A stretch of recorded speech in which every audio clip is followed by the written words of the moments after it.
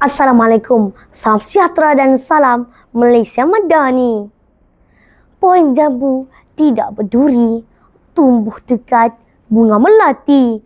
Izinkan saya memperkenalkan diri, moga-moga menyentuh hati. Nama diberi Nurul Aisyah binti Muhammad Rizal dan berusia 12 tahun.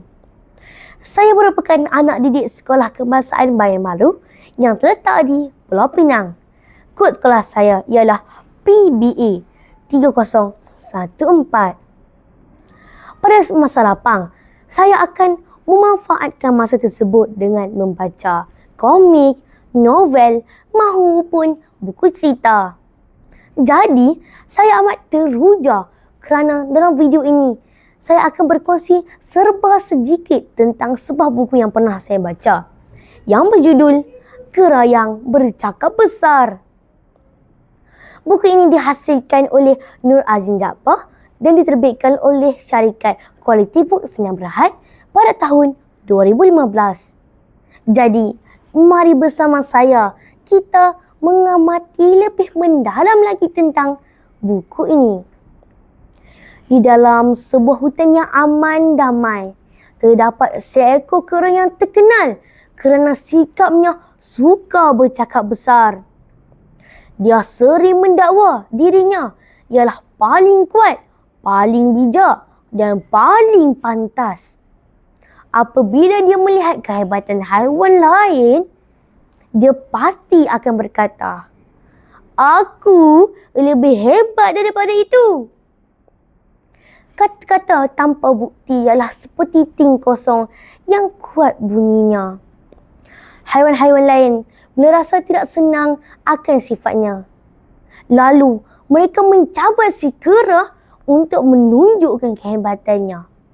Dengan penuh yakin, kera menyahut cabaran tersebut. Pertama, dia mencuba memanjat pokok paling tinggi tetapi gagal di pertengahan. Dia mencuba melompat melintasi sungai tetapi hampir jatuh. Dan akhirnya, dia diminta untuk mengangkat kayu yang berat tetapi langsung tidak mampu. Pada saat itu, kata-kata megahnya rebah tanpa bukti.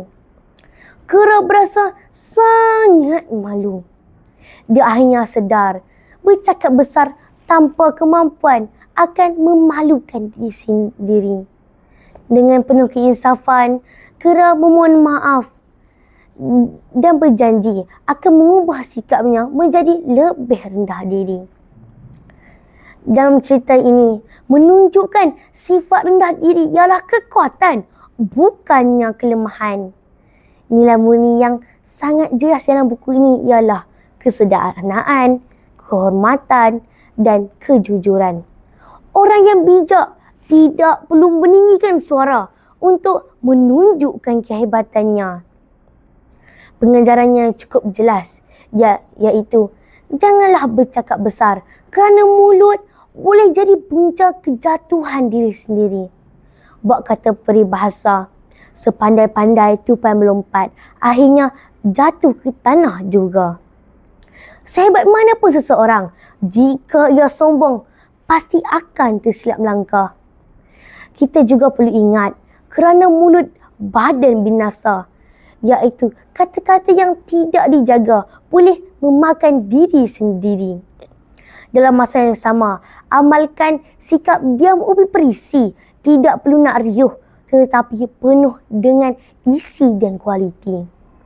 Kesimpulannya, saya amat mengesyorkan buku Kerayang Bercakap Besar kerana buku ini merupakan sebuah karya yang sangat sesuai dibaca oleh kanak-kanak, khususnya murid sekolah rendah kerana jalan ceritanya yang ringkas, menarik dan mudah difahami. Bulan mengambang di hujung senja, cahaya redup menyentuh nurani, ilmu digenggam hingga ke jiwa. Penutup bicara mohon direstui. Sekian saja bicara buku saya. Sekian, terima kasih.